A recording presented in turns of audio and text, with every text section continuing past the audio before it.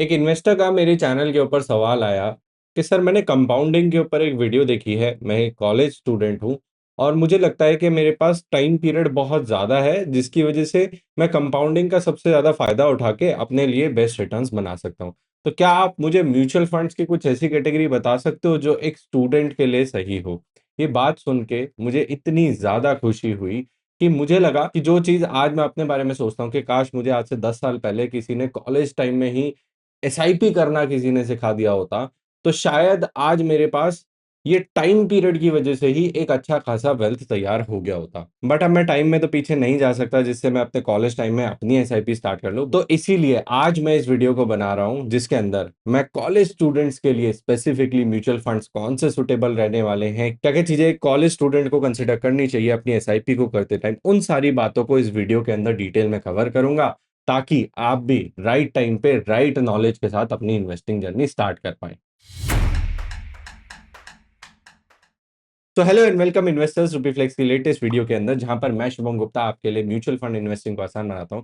But ये video मैं आज स्पेसिफिकली स्टूडेंट्स के लिए बना रहा हूं। तो अगर आप ऐसे किसी बच्चे को जानते हो जो कॉलेज लाइफ में चला गया है, 18 साल की एज से ऊपर है, उसके साथ इस वीडियो को जरूर शेयर करना ताकि आप उसे राइट टाइम पे राइट नॉलेज को गिफ्ट कर पाओ। इस वीडियो के अंदर मैं सबसे पहले कवर करूंगा कि एक स्टूडेंट की लाइफ में जहां पे इनकम नहीं होती है तो वहां पे इन्वेस्टमेंट के क्या क्या ऑप्शंस हो सकते हैं। अगर आपके पास स्टाइपेंड आ रहा है, आपके पास पॉकेट मनी आ रही है या फिर आपने कोई प्राइज मनी जीता है जिसको आप अपने अभी खर्चा ना करके आने वाले टाइम के लिए सेव करना चाहते हो, इसमें मैं उन सारी बातों के बारे में बात करूंगा। जैसे कि अगर आप शॉर्ट टर्म पीरियड के लिए 1 से 2 साल के लिए सेव करने के बारे में सोच रहे हो या फिर आप 1 से 5 साल के लिए सेव करने के बारे में सोच रहे हो, जिससे आने वाले टाइम में जब पैसे की ज़रूरत पड़े तो पैसे को वापस भी निकाला जा सके, रिटर्न बनाया जा सके, पैसे की स्टेबिलिटी भी रखी जा सके। एंड तीसरा सबसे ज़्यादा इम्पोर्टेंट, जहां पर आप आज एसआईपी ₹100 की एसआईपी भी शुरू करने के बारे में सोच रहे हो बट लॉन्ग टर्म में इस एसआईपी को कंटिन्यू करके ज्यादा से ज्यादा रिटर्न्स को जनरेट करके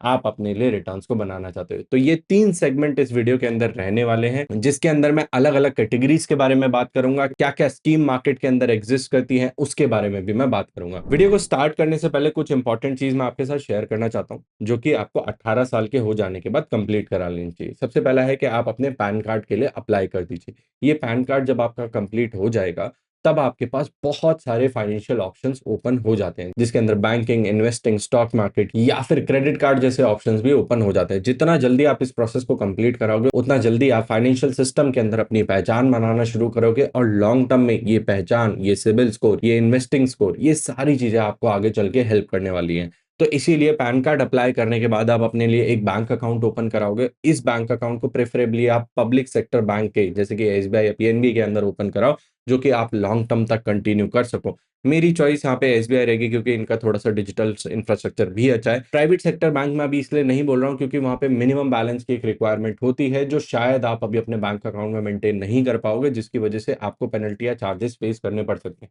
जब आपकी इनकम आना शुरू हो जाए तब आप प्राइवेट सेक्टर बैंक की तरफ जा सकते हो। इसके बाद आपको एक ओपन कराना है अपना डीमैट अकाउंट जिसके थ्रू आप स्टॉक मार्केट और म्यूचुअल फंड्स को एक्सेस कर सकते हो। इसके अंदर आपके पास डिस्काउंटेड ब्रोकर्स के ऑप्शंस है, काफी सारे ऑप्शंस मार्केट के अंदर अवेलेबल हैं जैसे कि ग्रो, जीरोधा, अपस्टॉक्स, काफी सारी एप्स हैं। अगर आप इनमें से किसी एक के ऊपर डिटेल वीडियो चाहते हो तो मुझे कमेंट सेक्शन के अंदर बता देना। ये डीमैट अकाउंट अगर आप ऑनलाइन अप्लाई करोगे तो 24 घंटे के अंदर आपका अकाउंट ओपन हो जाएगा। आधार कार्ड, पैन कार्ड और कुछ केवाईसी डॉक्यूमेंट्स आपको सबमिट करके अपनी वीडियो केवाईसी डन करा के अकाउंट ओपन करा सकते हो। इसके बाद आपके पास ऑप्शन आता है कि आप जाके इन ब्रोकर्स की प्लेटफॉर्म के ऊपर अपने लिए म्यूचुअल फंड्स को सर्च कर सकते हो। अब मैं बात करता हूँ म्यूचुअल फंड कैटेगरीज जो आपके लिए आने वाले टाइम में रेलेवेंट होने वाली है। सबसे पहले बात करते हैं एक ऐसी इन्वेस्टमेंट के बारे में जो ज्यादा लंबे टाइम के लिए आप इन्वेस्ट करने के बारे में नहीं सोच रहे हो। आपने अभी शायद स्टाइपेंड कमाया है या फिर आपको कोई बर्थडे गिफ्ट मिला है या फिर आपने कोई प्राइज मनी जीता है। इस प्राइज मनी को सेव करके आप फ्यूचर एक्सपेंसेस, हो सकता है आप ट्रिप पे जाना चाहते हो सकता है आप एक नए फोन में अपग्रेड करना चाहते हो या फिर आपके करिकुलम के साथ कोई ऐसा कोर्स है जिसकी फीस अभी थोड़ी सी ज्यादा है तो आप धीरे धीरे करके उसके लिए सेव करना चाहते हो ताकि आने वाले टाइम में जब आप उस कोर्स के लिए एनरोल करो तो आप उस पैसे को कलेक्ट कर सको। इस कैटेगरी के लिए आप पैसे के ऊपर रिस्क नहीं ले सकते हो। प्लीज ध्यान से सुनना मेरी बात को कि अगर आपका टाइम पीरियड बहुत छोटा है तो उस टाइम पीरियड में शेयर बाजार कैसे परफॉर्म करेगा, शेयर बाजार अच्छा रहेगा नहीं रहेगा, इस चीज की गारंटी आपको नहीं है, ना ही आप उस चीज को ज्यादा अच्छे से समझते हो। तो उस टाइम पे आप अगर अपने पैसे को रिस्की एसेट के अंदर डालोगे, तो आपका प्रिंसिपल भी डिप्लीट हो सकता है और आपका रिटर्न 0 या नेगेटिव भी आ सकता है। तो इस चीज़ से बचने के लिए आप लिक्विड बॉन्ड म्यूचुअल फंड्स, एक ऐसी कैटेगरी जो एफडी की तरह बिहेव करती है, एग्ज़ैक्टली एफडी नहीं होती है, ये रिस्क फ्री नहीं है। इसमें आपको उन बॉन्ड्स के अंदर पैसा लगाने को मिलता है जो कि 6 महीने से 1 साल की ड्यूरेशन वाले होते हैं। यहाँ पे कोई लॉक इन पीरियड नहीं होता है। आपका पैसा बाउंडेड नहीं है। आपने आज इन्वेस्ट करा है तो आप 1 महीने में भी वापस निकाल सकते हो। बट यहाँ पे जो कंपैरेबल रिटर्न रहता है वो 6 महीने से 1 साल की एफडी के बराबर वाले रिटर्न्स आपको यहाँ पे देखने को मिलते हैं। जिसकी वजह से आपका पैसा भी प्रोटेक्टेड रहता है, रिटर्न आपको स्टेबिलिटी से मिलता है एंड आपके पैसे के ऊपर लिक्विडिटी होने की वजह से आप आसानी से पैसे को वापस भी निकाल सकते हो। तो ये सबसे पहली कैटेगरी है जिसके अंदर आप अपना इन्वेस्टमेंट करना डिसाइड कर सकते हो। अगर आपका टाइम होराइज़न थोड़ा-सा 1 साल से ज़्यादा है, फ्लेक्सिबल जाना है, 1-2% का एक्स्ट्रा रिटर्न बनाना है, तो आपके पास मनी मार्केट फंड है, अल्ट्रा शॉर्ट टर्म फंड है, शॉर्ट टर्म बॉन्ड फंड्स है।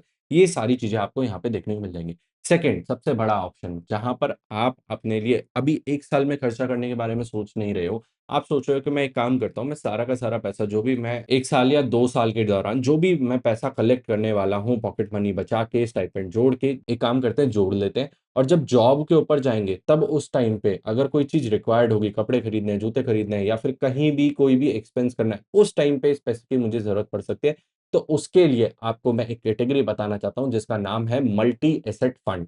यहाँ पर शेयर बाज़ार, बॉन्ड्स एंड गोल्ड सिल्वर इनका तीनों का कॉम्बिनेशन बना के म्यूचुअल फंड बनाया जाता है। शेयर बाज़ार का एक्सपोज़र 50 से 55% के आसपास, बॉन्ड्स का एक्सपोज़र 30% के आसपास, गोल्ड सिल्वर का एक्सपोज़र 15 से 20% के आसपास। इसका फ़ायदा क्या है? फ़ायदा ये है कि आपको 3 अलग-अलग म्यूचुअल फंड में एसआईपी चलाने की ज़रूरत नहीं है। आप छोटे से छोटे अमाउंट से 500 या 1000 से भी अपनी इन्वेस्टिंग जर्नी स्टार्ट कर सकते हो। एसआईपी करनी है तो एसआईपी कर सकते हो। एसआईपी का मतलब होता है कि आप रेगुलरली हर महीने पैसा डालोगे ही डालोगे। अगर आपका ऑप्शन ऐसा नहीं है कि आप मैं हर महीने सेव नहीं कर सकता, तो आप लमसम या फिर वन टाइम इन्वेस्टमेंट ऑप्शन को चूज़ करो, जिसके अंदर आपके ऊपर कोई बाउंडेशन नहीं है कि हर महीने मुझे पैसा डालना है। तो मल्टी एसेट फंड के अंदर आप वन टाइम ऑप्शंस डालोगे, तो आपको ज़्यादा बेनिफिशियल रहने वाला है क्योंकि यहाँ पे फंड मैनेजर मार्केट कंडीशन के हिसाब से शेयर बाज़ार, बॉन्ड्स, गोल्ड, सिल्वर के एलोकेशन को अप डाउन करता रहता है। आपको ये टेंशन लेने की ज़रूरत नहीं है कि कब शेयर बाज़ार परफ़ॉर्म कर रहा है, कब नहीं कर रहा है, कब मार्केट कैसे बिहेव कर रही है, ये सारी चीज़ें टेंशन लेने की ज़रूरत नहीं है। ये प्योर इक्विटी फंड जैसे कि large cap, mid cap, small cap, flexi cap, multi cap इन फंड से थोड़े से कम रिस्की होते हैं, कंपैरेटिवली कम रिस्की होते हैं। तो आप जो जर्नी मार्केट में स्टार्ट करने के बारे में सोचे, वो स्टेबिलिटी के साथ स्टार्ट होगी। आप ज़्यादा रिस्की इन्वेस्टमेंट्स की तरफ अभी नहीं जाओगे। ये हो गया सेकंड कैटेगरी। अब इस कैटेगरी के बाद जो तीसरी कैटेगरी आती है जिसके अंदर इन्वेस्टर सारा का सारा पैसा शेयर बाज़ार में डालता है। अब बहुत सारे इन्वेस्टर होंगे सर बोलते हैं कि ठीक है चलो हमने सर पहली दूसरी बकेट के अंदर कुछ-कुछ पैसा डाल के छोड़ दिया है। पर मैं सोच रहा हूँ कि मैं क्या आज कुछ इन्वेस्टमेंट करके अगले 15 साल के लिए छोड़ सकता हूँ, 20 साल के लिए छोड़ सकता हूँ, जो हमने वीडियो की स्टार्टिंग में डिस्कस किया, बिल्कुल ये भी कर सकते हो। बट इसमें भी आपको एक ऐसी कैटेगरी चूज़ करनी पड़ेगी जिसमें आपको अपना ज़्यादा दिमाग ना लगाना पड़े। देखो इन्वेस्टिंग के स्टार्टिंग ईयर्स के अंदर इन्वेस्टर से गलतियाँ होने के चांसेस बहुत ज़्यादा होते हैं। इसीलिए आप किसी एक्सपर्ट का सहारा लेने से डरो मत। आप शुरू में फ्लेक्सी कैप या मल्टी कैप फंड से स्टार्ट करोगे, फिर उसके बाद मिड कैप और स्मॉल कैप की इन्वेस्टमेंट करोगे तो ज़्यादा बेटर होगा रादर देन आपने सीधा स्मॉल कैप फंड के अंदर एसआईपी चलाया और हो सकता है कि स्मॉल कैप फंड अगले 3 साल तक नेगेटिव रिटर्न ही दे रहा होगा। तो उन 3 सालों के लिए आपका जो म्यूचुअल फंड का एक्सपीरियंस होगा ना, वो बेकार एक्सपीरियंस होगा। तो आप दोबारा कभी इन्वेस्टिंग करने के बारे में नहीं सोचोगे और अगर करोगे भी तो बहुत ज़्यादा पैसों से नहीं करोगे। इसीलिए स्टार्टिंग ईयर्स के जो एक्सपीरियंस होते हैं ना, वो बहुत ज़्यादा मैटर करते हैं कि आपकी म्यूचुअल फंड इन्वेस्टिंग या किसी भी इन्वेस्टिंग की जर्नी कैसे रहने वाली है। फॉर एग्ज़ाम्पल आप क्रिप्टो में पैसा लगाते हो, क्रिप्टो में पैसा लगाया और आपको 3 साल तक क्रिप्टो ने रिटर्न ही नहीं बना के दिया, तो जो आपके अर्ली ईयर्स होंगे, वो इस बात पे फॉर्म हो जाएँगे क्रिप्टो मार्केट बेकार है। जबकि एक्चुअल में क्रिप्टो या रियल एस्ट या फिर मिड कैप या स्मॉल कैप जैसी जो कैटेगरीज़ होती है, वो बहुत ही ज़्यादा वोलेटाइल कैटेगरीज़ होती हैं, जिनके अंदर बुल मार्केट चल रहा है, तो बहुत लंबे टाइम तक चल गया। बियर मार्केट चल रहा है तो बहुत लंबे टाइम तक चल गया। तो इस रीज़न को एक न्यू इन्वेस्टर को समझना वो थोड़ा-सा मुश्किल होता है। तो इसीलिए आपके लिए जो कैटेगरी यहाँ पे सूटेबल रहने वाली है लॉन्ग टर्म इन्वेस्टिंग की वो फ्लेक्सी कैप या मल्टी कैप रहने वाली है जिसके अंदर large cap, mid cap, small cap again fund manager अपने हिसाब से मैनेज करेगा। मल्टी कैप थोड़ी-सी ज़्यादा एग्रेसिव होती है क्योंकि इसके अंदर एट एवरी टाइम 50% जो पोर्टफोलियो है वो मिड कैप और स्मॉल कैप में इन्वेस्टेड ही रहता है। तो अगर आप ज़्यादा एग्रेसिव जाना चाहते हो तो मल्टी कैप चूज़ कर सकते हो। फ्लेक्सी कैप आपके लिए थोड़ा-सा कंज़र्वेटिव रहेगा compare to mid multi cap. तो ये 3 ऐसी कैटेगरीज़ हैं जिसके अंदर आप अपने पोर्टफोलियो को बना सकते हो। अब पोर्टफोलियो बनाते कैसे हैं और इन्वेस्टिंग करते कैसे हैं, फाइनेंसेस मैनेज कैसे करने हैं, इसके लिए मैंने एक आपके लिए ई-बुक बनाया है। ये बहुत ही छोटी-सी फ़ीस ₹29 की फ़ीस पे मैंने लॉन्च किया है। ये आप खुद डाउनलोड करके अपने लैपटॉप पे सेव कर सकते हो, बार-बार इसे रेफ़र करो, इससे नॉलेज लो। इसे आपको अपने दोस्तों के साथ शेयर करना है, अपने कॉलेज ग्रुप पे शेयर करना है, अपने फैमिली में शेयर करना है, डेफ़िनिटली करो क्योंकि यहाँ पर मेरा ऑब्जेक्टिव पैसा कमाना नहीं है, यहाँ पर मेरा ऑब्जेक्टिव है कि आपको अर्ली एज में राइट नॉलेज मिले, इस चीज़ को इंश्योर करना है। तो होपफुली ये वीडियो आपको म्यूचुअल फंड इन्वेस्टिंग के ऊपर मैंने डिटेल में बनाई है। आपको और कोई चीज़ फाइनेंस में थोड़ा-सा स्ट्रगल करा रही है, तो उसको भी कमेंट सेक्शन के अंदर मेंशन कर देना ताकि मैं आने वाले टाइम में भी आपके लिए उसके लिए वीडियो बना दूँ। चैनल को सब्सक्राइब कर लेना एंड इस वीडियो को अपने दोस्तों के साथ शेयर करना मत भूलना ताकि उनको भी तुम सही नॉलेज गिफ्ट कर पाओ। Mutual fund investments are subject to market risks. Read all scheme related documents carefully.